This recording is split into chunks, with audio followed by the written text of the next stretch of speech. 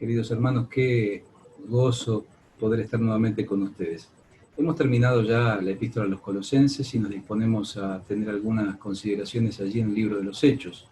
Digo algunas porque tal vez no lo recorramos en toda su extensión y iremos entresacando algunas lecciones apropiadas para nuestra vida. Alguien dijo en el pasado que la Iglesia debiera retornar a la experiencia de la Iglesia en el primer siglo. Me he puesto a pensar mucho sobre esta posibilidad y verdaderamente que a uno se le llena el corazón de gozo de poder pensar en grandes convocatorias, en mucha cantidad de personas que se convierten, que aceptan a Jesucristo, la intervención extraordinaria del Espíritu Santo, personas que resucitan, un evangelio que se extiende más allá de la ciudad en donde principia todo, Jerusalén. Pero luego me detuve a considerar el hecho de que la historia no es circular, sino que es lineal. La cristiandad tiene muy en claro hacia dónde va y no va a girar en círculos sobre su experiencia. Muy por el contrario, estamos en curso de experiencias extraordinarias que han de suceder pronto. Entonces, el potencial y las expectativas que tenemos para este futuro debieran ser exponencialmente superiores a las que vivieron nuestros hermanos allí en el inicio de todo.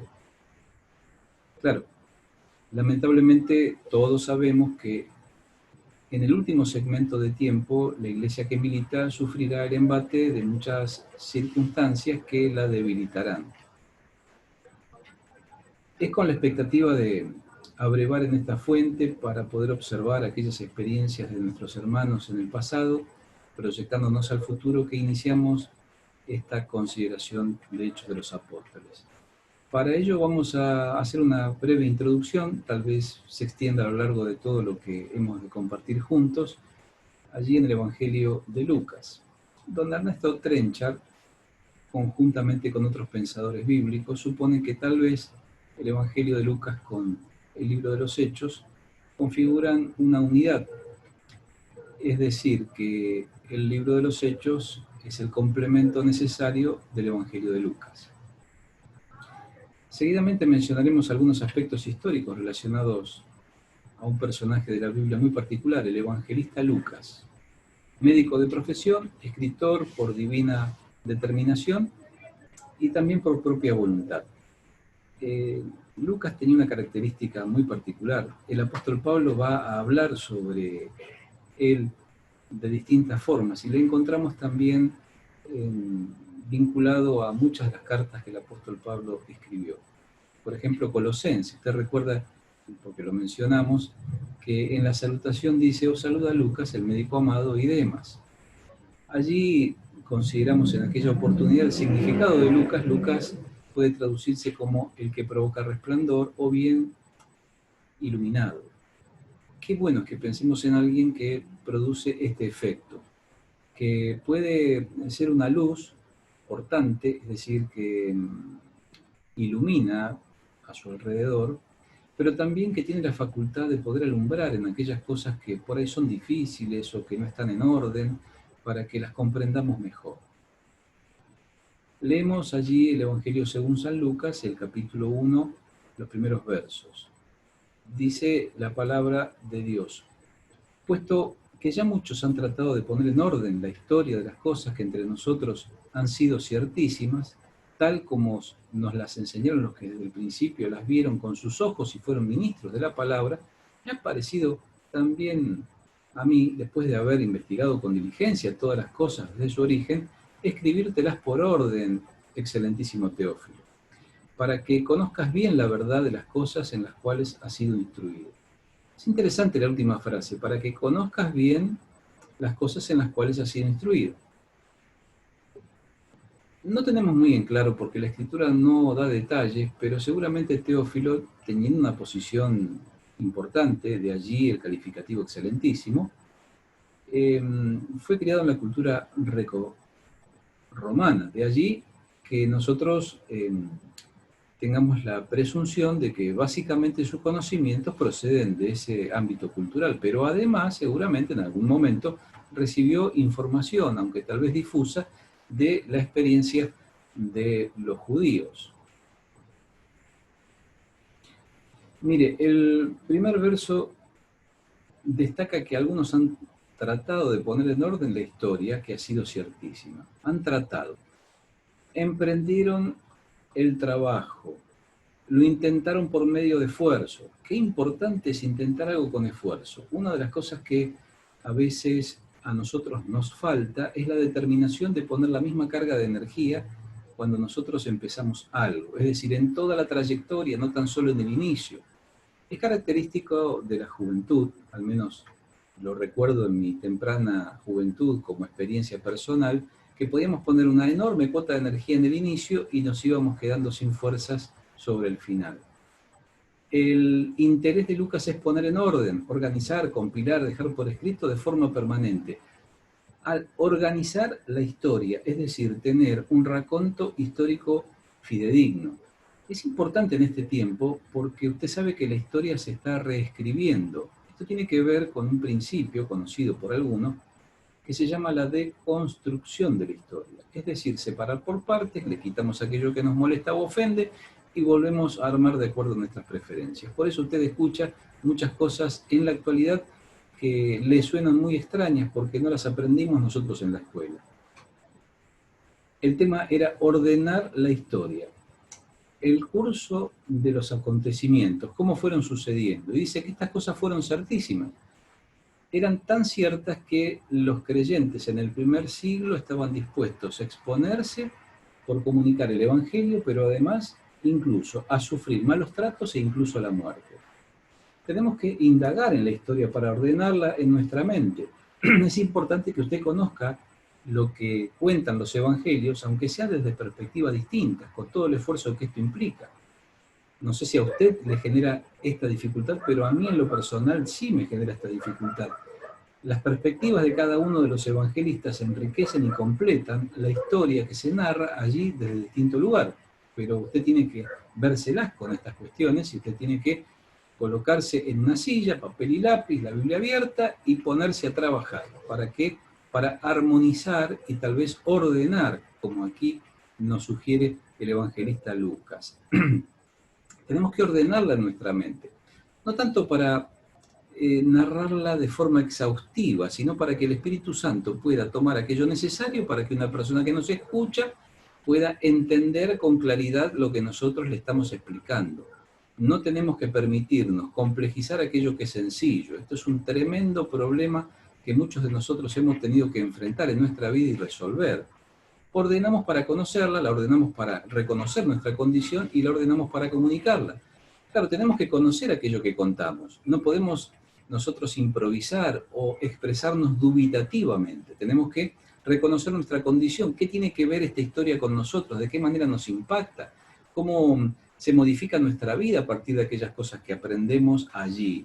Y finalmente, para comunicarla, para poder expresarla con palabras. Algunos la expresan por escrito, sea como sea, que pueda ser hecho de manera correcta. Tenemos que volver a descubrir la verdad como hechos incuestionables que Dios nos ha legado para inspirar nuestra vida presente. Estos hechos del pasado no se pueden, diríamos, cuestionar al punto de negarlos. Puede haber personas que opinen otras cosas. Incluso hermanos en la fe que tengan, diríamos, opiniones encontradas con respecto a algunos pasajes de la Escritura. Pero están en ese lugar. Mire, la inspiración es plenaria y verbal. Cada palabra que usted encuentra en la Biblia, el Espíritu Santo la colocó en ese sitio. Por tal razón, usted tiene que darle el crédito a la Escritura y observar lo que ella indica. Todos los hechos ciertísimos que Lucas registra para que admiremos al perfecto Señor y Salvador Jesucristo son cosas ciertísimas, cosas que se han cumplido, que tienen la vitalidad para convencer por completo. Podemos estar totalmente confiados y seguros en ello. Esto es lo relevante del término que encontramos allí en esa página de la Escritura. Podemos estar totalmente confiados y seguros en ello.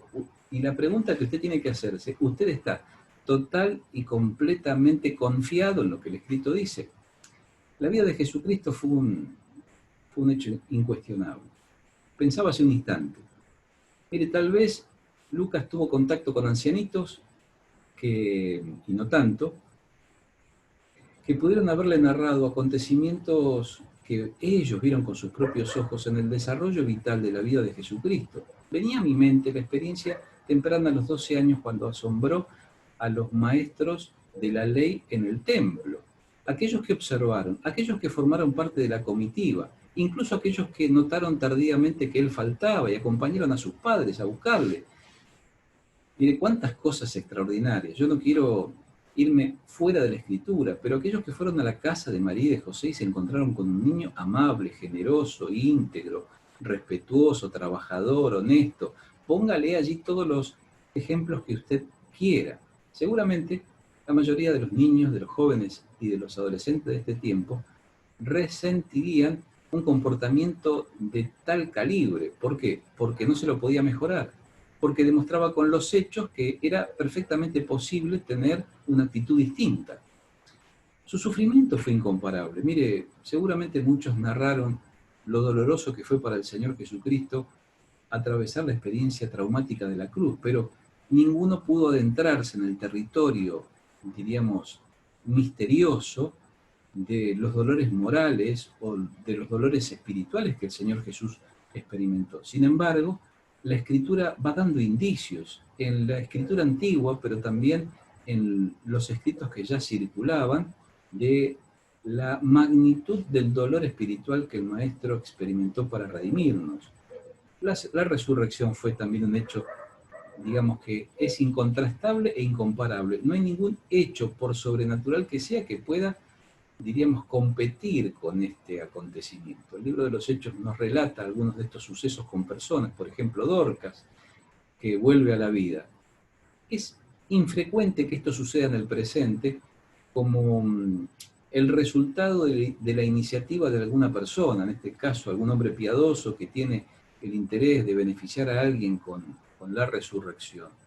Pero no es infrecuente que Dios sostenga la vida de los suyos en situaciones tremendamente difíciles. Es decir, los milagros siguen sucediendo. El tema es que nuestros sentidos están atrofiados y muchas veces no percibimos la magnitud del hecho que acontece porque lo minimizamos, le quitamos crédito, le sacamos valor, devaluamos el hecho por el solo hecho, valga la redundancia, de su simplicidad. Hay milagros que son sencillos: un plato de comida arriba de una mesa, un niño que sonríe, un abrazo tendido de un pequeño que le da cariño a su mamá, una mamá cariñosa que alimenta a sus pequeños, etcétera, etcétera. Estamos llenando nosotros nuestras páginas de nuestra personal historia, aunque no nos demos cuenta. Esto también usted tiene que reflexionar conjuntamente con esta expresión introductoria en el Evangelio de Lucas. Mire, en la eternidad serán abiertos los libros y allí, ¿qué encontrarán? Encontrarán los hechos de su vida, aquello que usted hizo, sea bueno o sea malo. Y en virtud de lo que usted haya hecho, recibirá o perderá recompensas. De esto hemos estado escuchando días atrás de una forma extraordinaria, tal vez brillante. Nos debilitamos cuando pecamos. Pecamos cuando tememos. Pecamos también cuando dejamos de confiar en las promesas que Dios nos ha dado. Nos debilitamos cuando pecamos. Esto es verdad, usted lo sabe, yo lo sé. Pero a veces el pecado se entremezcla en nuestra experiencia y usted ni yo nos damos cuenta que lo hemos hecho. Por eso es importante el análisis cuidadoso, exhaustivo de nuestra vida cuando principia la jornada, cuando la jornada, diríamos, ya está en su desarrollo, cuando promedia y también cuando concluye, antes de descansar. Señor, perdóname por aquellas cosas que no he comprendido, que he hecho y con las cuales te he ofendido. ¿Para qué? Para que podamos estar en una plena relación de comunión con Dios.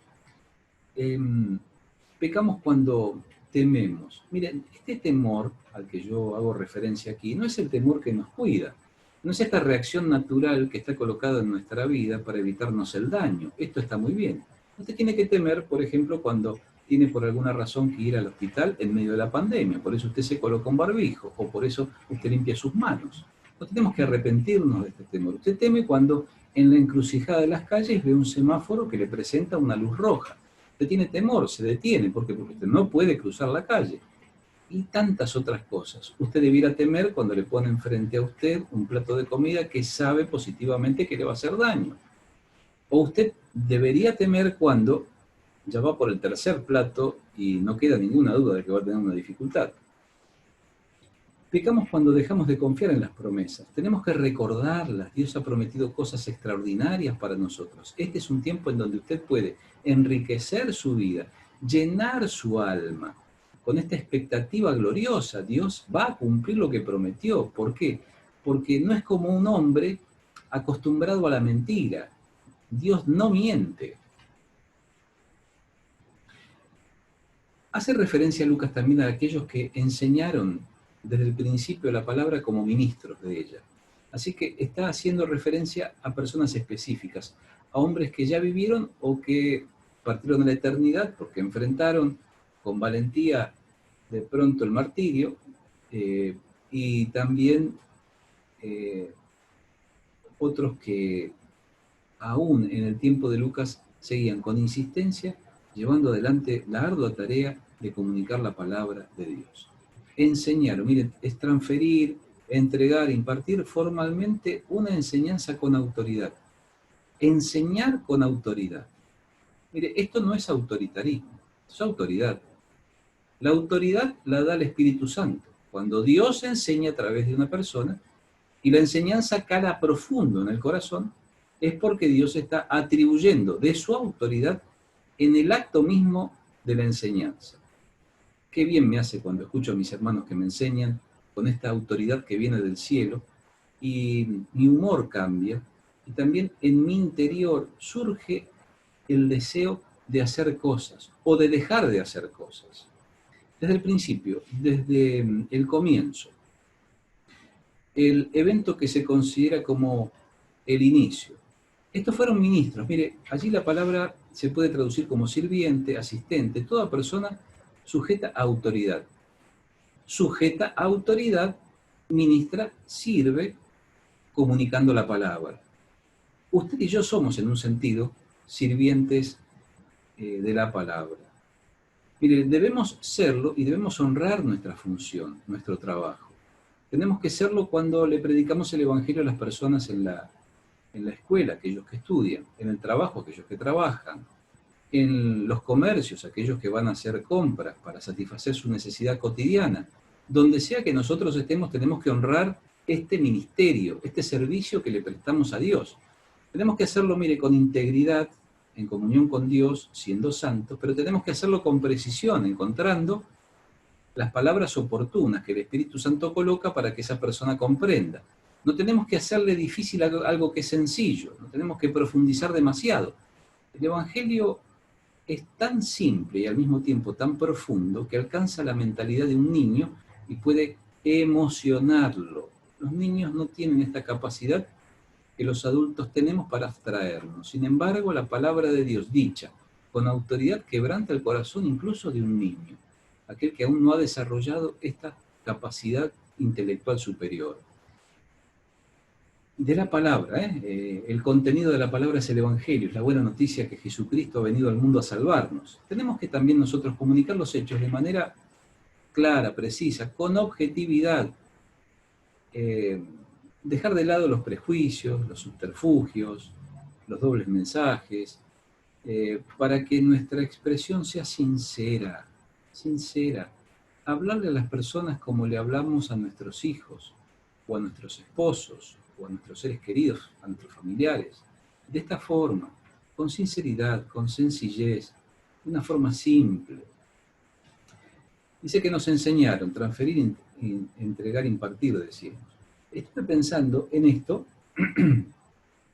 en relación a aquellos que comunicaron la palabra de Dios eficazmente, y no pude omitir el hecho de pensar en mis mayores, en los sobreveedores. Para que aquellos que no saben de qué se trata, sobreveedor le llaman a los episcopos, aquellos que supervisan. Hoy es frecuente a estas personas reconocerlas como pastores, también como ancianos, en un sentido, más allá de alguna justificada precisión, son términos intercambiables. Pero para mí, siendo un muchachito de 18, permítame recordar a mis sobrevedores, lo cual implica que estoy demostrando mi vejez. Qué buenos eran ellos. ¿Eran hombres defectuosos? Claro que sí. ¿Cometían errores? Por supuesto. ¿Se equivocaban? Vaya que se equivocaban. Pero me está sucediendo algo a la distancia, ya con casi 60 años. Recuerdo las cosas buenas y me he olvidado de los defectos. Han quedado atrás. Qué bueno que es que nosotros consideremos las porciones de las Escrituras, estas que modelan nuestro carácter, porque usted recuerda que en la carta a los Hebreos se nos insta a que nosotros analicemos cuál haya sido el resultado de la conducta de nuestros mayores. Y después de la coma dice que tenemos que imitar su fe. Involucrado en imitar la fe, me he desarrollado. ¿Usted está involucrado en imitar la fe de sus mayores? Quiero decirle que tomar decisiones en este tiempo no es nada sencillo. Tratar de encontrar qué es lo mejor, vaya, es un trabajo maratónico. Es algo que excede la capacidad intelectual de cualquiera. ¿Qué es lo mejor en este tiempo? Hombres de Dios tienen que estar en la presencia de Dios para que el Espíritu Santo ilumine y les dé la capacidad de decidir lo mejor en función de las capacidades que ellos tienen. Y nosotros que estamos acompañándoles en este hecho de recibir la administración de la verdad a través de esa autoridad que Dios delega en ellos, someternos voluntariamente. Qué bueno que esto es así. Estos hombres a los que yo hago referencia me enseñaron. Me viene a la memoria don Amadeo Rondinella. Era conocido porque era bajito, él había trabajado de sastre en su juventud y en su temprana madurez, antes de salir a la obra misionera. Muchos le recordamos por su prominente nariz. Era un hombre muy particular. Era un santo. ¿Era perfecto? No, no era perfecto. Tenía carácter. Dentro del cuerpo pastoral, dentro del grupo de sobrevividores y ancianos, era el que permanentemente estaba recurriendo a la palabra para señalar con principios bíblicos decisiones que se tomaban solamente desde la perspectiva experimental pragmática. Así que era una referencia permanente a las Sagradas Escrituras. Qué bueno que aún hoy hay hombres con estas mismas características.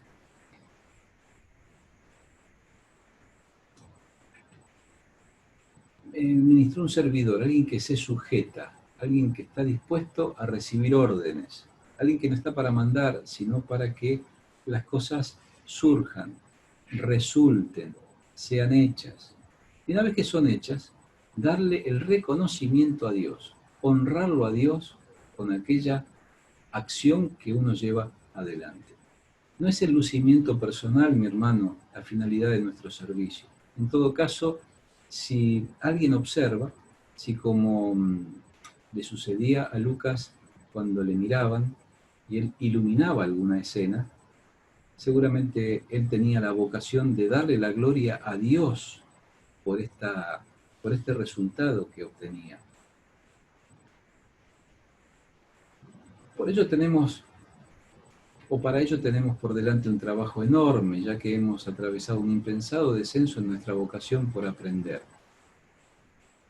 Lejos de relajarnos, tenemos que trabajar más. Lejos de pensar que hemos llegado, me parece que tenemos que volver a empezar. Quiero decirle que los hermanos siempre fueron considerados hombres y mujeres piadosos, pero también cultos, bíblicamente hablando. Hombres entrenados en la palabra de Dios. Pero existe una peligrosa tendencia en este tiempo a que esto vaya decreciendo paulatinamente.